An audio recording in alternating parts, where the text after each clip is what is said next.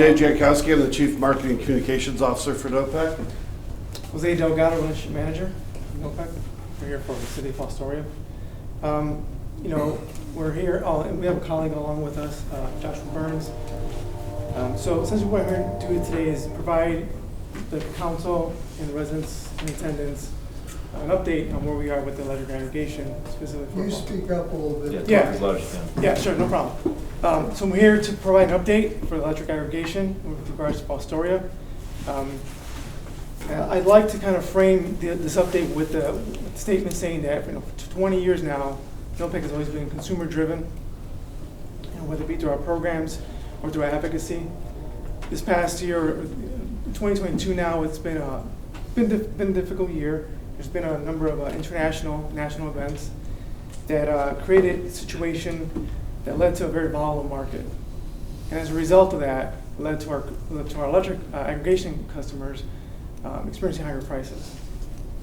I wanted to address the utilities rate, the default program, or the PTC, maybe otherwise known as. That the utilities rate it's set and is determined for a period of time, and that's done via an auction. Now, once that auction is set, and after the auction is complete, the market could change, and in this case, it did, and this significantly. And in doing that, then again, the market became volatile, and after those rates were set for the utility for the PTC. And though our rates still align with the market that existed post the auction, when you compared us to the PTC or the utility default rate, yeah, we were higher. So NOPEC wanted to take action, and we informed the PUCO, the Public Utility Commission of Ohio, of what we wanted to do. And we began this transition, moving our electric aggregation customers, at least the majority of those customers, from the NOPEC aggregation back to the utilities rate. We started this in August, and we tried to do this as quickly as possible. And we did this all within compliance of Ohio law. In fact, there was 40 other aggregations that took the same action that NOPEC did, moving their customers from their aggregation back to the utilities default rate. How many? 40 here in Ohio. So that brings us until today, right where we are right now. So with regards to the transition, this AEP out here, utility out here, and those were those customers from our electric aggregation transitioned first. Those were one of the first ones that did it. So as of today, most, if not everyone here in Fostoria, should be back to the utilities rate, and that'll be reflected in their bills that they've gotten, if not, are going to be getting here soon. That all depends on bill cycles. Back in August, when we first started this, we had said that from a perspective as far as the timeline would be 1 to 2 bill cycles. So from August till now, we're about a bill cycle and a half or so into this process here. So many of the residents here, if not all of them, should be seeing that rate, if not in their next bill they receive from the utility. How many households in Fostoria were affected by that? I don't have the number for the electric aggregation. I can get that number for you, though. That's not an issue. But off the top of my head, I don't know what that is. All the customers that were on the standard program price, the default, that were part of the aggregation. I understand that, but I'm interested in how many customers in Fostoria were affected. How many of our citizens were affected by it? Yeah, I'll be sure to Yeah. Yeah, the majority of the customers here in Fostoria were in that standard program price. That specific number, I will be sure to make note of that and get that to you. Thank you. Yeah, not a problem. So that's where we are today. So now, what are our intentions for 2023? So our intentions for the electric aggregation, we want to resume that in June of 2023. With regards to the utility, there's going to be another auction about mid-2023. That auction is going to reset the current utilities price. And at that time, whatever that number would be, whether it's lower, higher, or the same, it'll be reset, but that will be reflective of the market at that time. So the anticipation there is whatever the market conditions are mid-2023, those rates will be reflected in that auction and then align more with not only NOPEC but other suppliers in the Ohio market, as opposed to what that difference was this past summer. So you're talking mid-2023. When does our membership in NOPEC expire? Isn't that a 3-year cycle?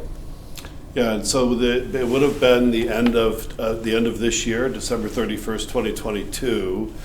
But because we found ourselves in this situation and the opportunity to put your residents in a better place for pricing, we accelerated that and moved everybody as quickly as possible in August. So about 4 months earlier, so they could get 3 or 4 months more benefit of the lower rate. So in effect, you terminated a contract in August. We still have a contract. You still receive all the other member benefits, and there are still people who are in the fixed term products and the MVR product, which is tied to the PTC, who are we're honoring those contracts. So there are still a few residents and customers here that are in that are in those programs. So I'm confused. Explain for me the difference between membership and contract. Technically, when you joined NOPEC, you signed a plan of governance with our organization that basically is self-renewing year over year, as long as we're serving. Yes, correct? As long as we're serving your customers. So the fact that we have dropped your customers back to the utility. Is this that document? Yes, plan of operations and governance. And that's a 3-year program that would have expired in December. How much notice do we have to give to NOPEC if we want to exit that plan? Traditionally 6 months in advance. That's not what this says. It should say that. I have not looked at your particular POG, but all of our POGs do require 6 months in advance. So with you having broken this and not bringing it back until mid-year, we still have 6 months to give you notice, I would assume. Yes. And that 6 months would be approximately by January 1? I would say by December 1, because we plan on servicing customers again starting in June 1st. So 6 months would be December. When is the auction? The auction for AEP is going to be in early next year to set the price moving forward for the remainder of the term. How many of your customers, how many of your member communities are AEP served? I think we have 3. Yeah, there's Fostoria, Tiffin, and then portions of, it's a little further south. Lexington? Yeah, I know that. 3 out of how many total? 242. So we're an outlier. I don't know what you mean by that, but you're part of the AEP territory. You service First Energy customers. That's your primary customer component. Is that correct? Well, because we're based in the Northeast and started in the Northeast and spread out from there. But our growth territory and the most recent acquisitions of communities are both in the AEP territory as we move downstate. How many members have given you notice that they're dropping out? Well, we took the action to move 550,000 customers to the PTC. I understand that. My question is, how many communities have already reacted by dropping out of NOPEC? None. None. Thank you.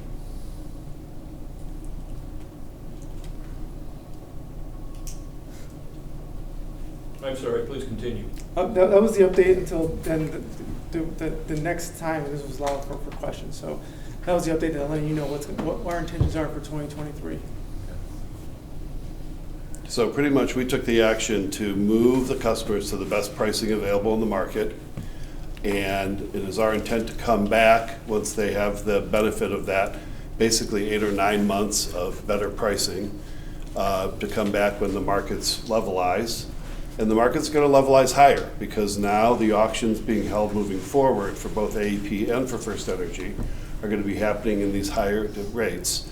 So the PTC is going to go up, and they're going to be auctioning at the same, and they're going to be buying power and gas in the same markets that we do.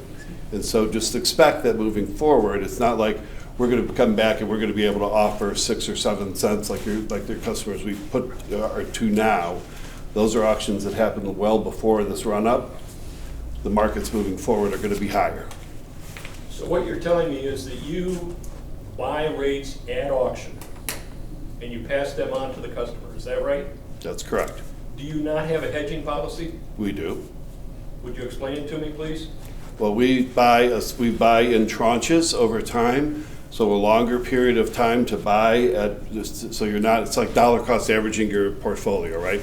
Buy at different points.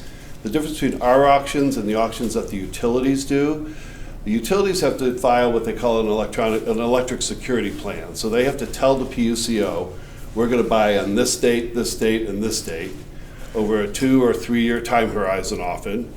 And those are preset years in advance when they're going to buy those. We try to buy when take advantage of when the markets are, when the pricing is attractive to do so. A certain portion of ours has to be bought in real time though, because of the size of the aggregation, right? Weather and people moving in and out of the aggregation, growth and shrinkage. We have to buy some of it, and so we had to buy some of our load. And what happened in this particular instance, we had to buy some of our load in this high post-start of the war market, and it raised the whole price temporarily. Why is your cost so much higher than utility costs? Because I mean, I've seen people who, they posted their bills online, and they showed that they had a $500 electric bill, which is more than some rent, that they pay.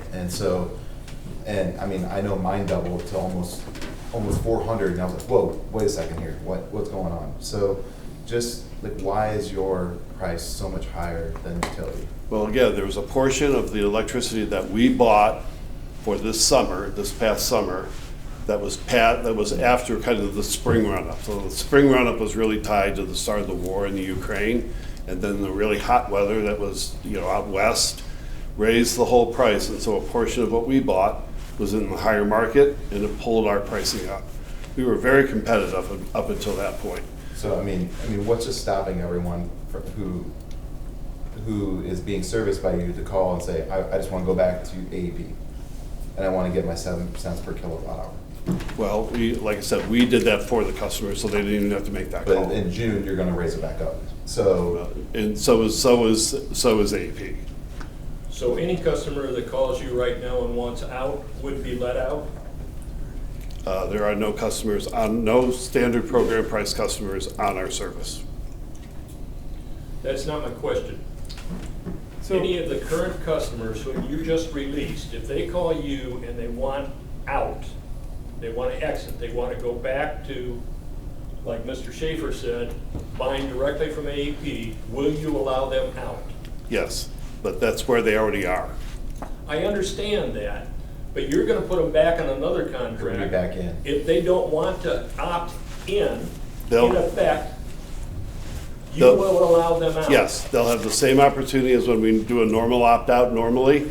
We'll send a letter saying you are eligible to join the aggregation, rejoin the aggregation. You're If you not don't want to be in, you can call us and tell us you don't want to be in. You're not answering my question. So what you told me is that when you come back in June, all of the current people being served in the city of Fostoria will receive an opt-out opportunity letter. Yes, Okay, thank you. And if they don't opt out, they automatically, they'll automatically be back in the aggregation, and they'll be on the standard program price. well, why don't we reverse it? Send a letter out and That's people. Yeah. that's something that was dealt with a long time ago. Okay. We can't do that. yeah, and keep in mind that opportunity to lead the aggregation, that is an opportunity, but we have customers who call in for whatever reason. They decide they can call in our customer care, there's an 855 number, and they decide to leave. Customers have done that, I spoke to them before, they realize those rates, that term and condition that they found on InterChoice Ohio or with the utility, that those terms and conditions weren't satisfactory. The rate may have been, the terms and conditions weren't, and they decided to go back to the aggregation. They have the flexibility to navigate either within our NOPEC products that we offer, or they can shop, they can use NOPEC rates to shop. They can shop and see, do a sanity check against NOPEC against the market and see which is best. And you can do well by doing it. You can shop. If you have the capacity, the acumen to do that, to go into Choice Ohio, you can get 1 month terms, you can get two-year terms. I fully understand that, but I don't think a lot of our constituents do. Let me go a different direction if I may. What is the current status of the Dynegy complaint filed with PUCO? We are in the process of filing in the docket responses to the allegations they've made in their filings with the PUCO. So you have not yet responded? We have made our first round of responses, and now the docket is open for comments from the public or any other interested parties. What is the current status of NOPEC with PUCO? We are still a member in good standing. We just received our natural gas certification for another 4 years to service the gas aggregation, and we are pending their approval to give us the certification for another 3-year cycle for our electric aggregation. Is Fostoria part of the gas program with NOPEC? Yes. Yes? Yes.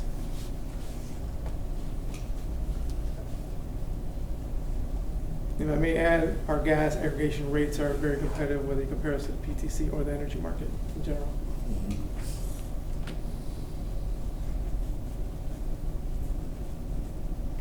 When do you anticipate having all of these issues resolved with PUCO? Hopefully, I would hope by the end of the year. We are due to, the docket will close for comments, I believe, on October 27th. And then there will be hearings in November, and we'll get a final ruling from them. Hopefully sometime in November, early December.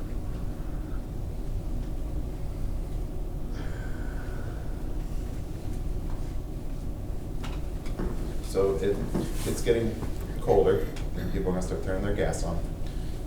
How much, I guess, what are we looking at from a rate perspective about utility? You know, what can our constituents expect this year? So right now, our standard program price is 0.899 per CCF. That's our standard program price. So that's what everyone defaults to when they join the aggregation.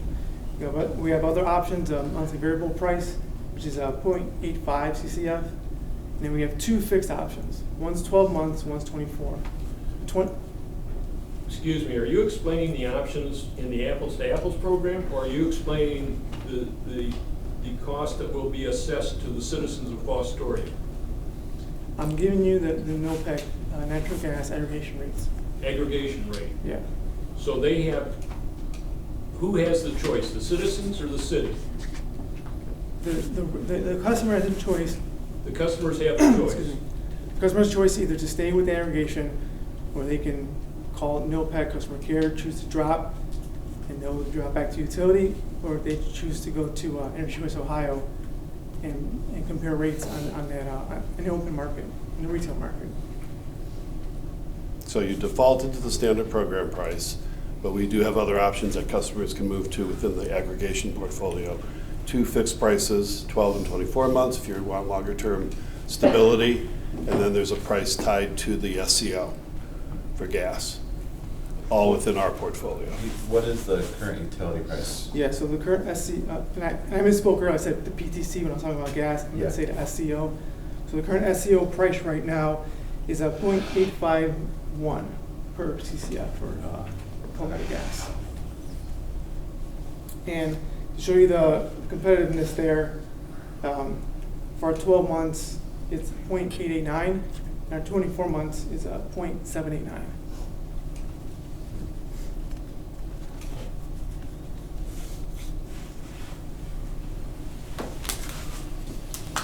That's in what month, sorry? What, 7? That's- Okay. Yeah.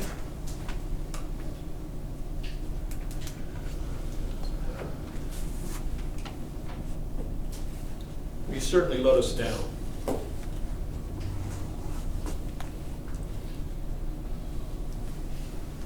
Well, I would hope that, I understand frustration. We've heard from a lot of communities and we've heard from a lot of consumers. You know, the unanticipated run-up of costs was not foreseen by a lot of people. And we did the right thing by putting people in the best position we could as quickly as possible. I would agree with the second part of your statement. I have a problem with the first part of your statement, because you are the outlier. Everybody else had the same factors that you had. Everybody else was affected by the war in Ukraine. Everybody else was affected by shutting down the pipelines in the U.S. Everybody else was affected by the economy. But your hedging program was inadequate. Pure and simple. Well, If you were a private company, you would put yourselves out of business.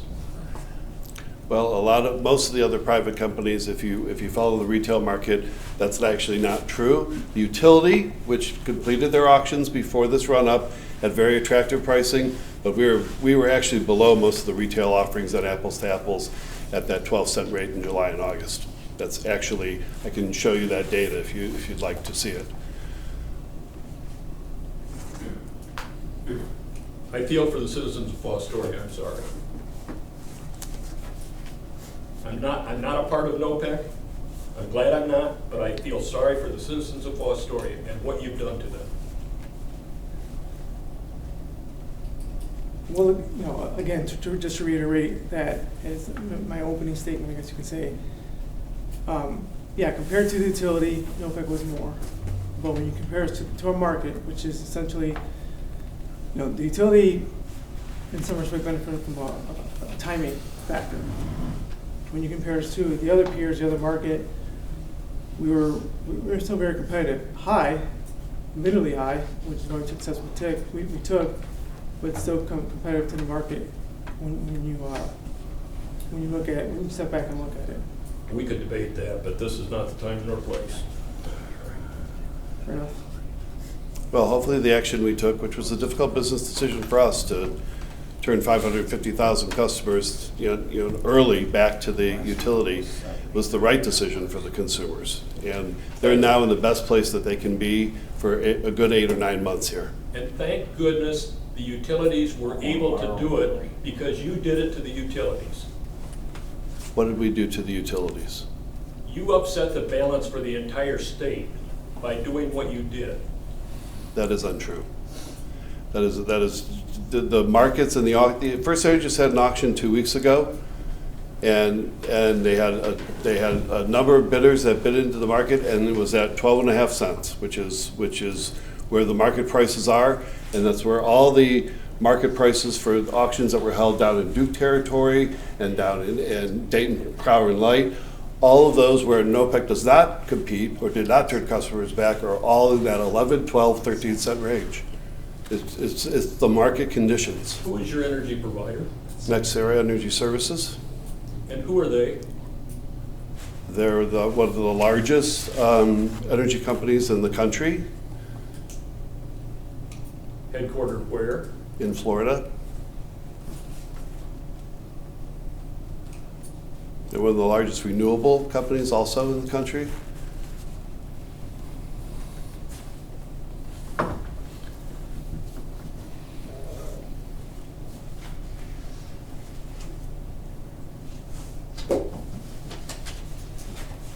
I'm done. Any other further questions from council or anyone else? How are you protecting us from this happening again? Well, we're going to be doing a number of things. First, we're going to be hiring additional energy expertise in terms of the hedging strategies and auction strategies moving forward. And we are, eyes wide open as it relates to, the timing. And this is really an anomaly in terms of what happens to us at this point. The unexpected hockey stick that happened in the spring, and this kind of period of inequity with the PTC only. And when things levelize, we'll be buying in the same market, and it'll be apples to apples again, like it's done for 21 and a half years with NOPEC. So you said you buy in tranches. What exactly is a tranche? Like hedging pieces, parts, right? Parts. Portions, Cluster. fractions. Okay. Yes. So you said that AP, we're part of a group of three people, right? Or Three communities. Did we place ourselves in that, or are you guys guiding us into best investments or the best rates for us? Or are you just letting us float out there without guidance? Because it seems like we were stuck in this group where we could possibly have had something better, where other communities that weren't affected. Is it a possibility? Well, that we all look at the rates? NOPEC communities were in the same boat. Correct, but could we look at better rates in the future for ourselves since we did get impacted for this? Is there something you can do to help have that in the future? I'm not, well, we buy in the market, we pass those rates on to our customers. So that's the problem, right? So if you're affected, we're gonna feel it. As, if the markets are up, everyone's gonna feel that pain, and the markets are down, you take advantage of that. Cost. We're a nonprofit, we don't really have, private reserves to be able to supplement the pricing. Real quick question, how much of an increase is it from last year? Roughly, you were 12 cents, you said, so. Oh, how much was the increase year over year? Yeah, It was just about, from a year ago. it was about 6 cents higher from last summer to this summer.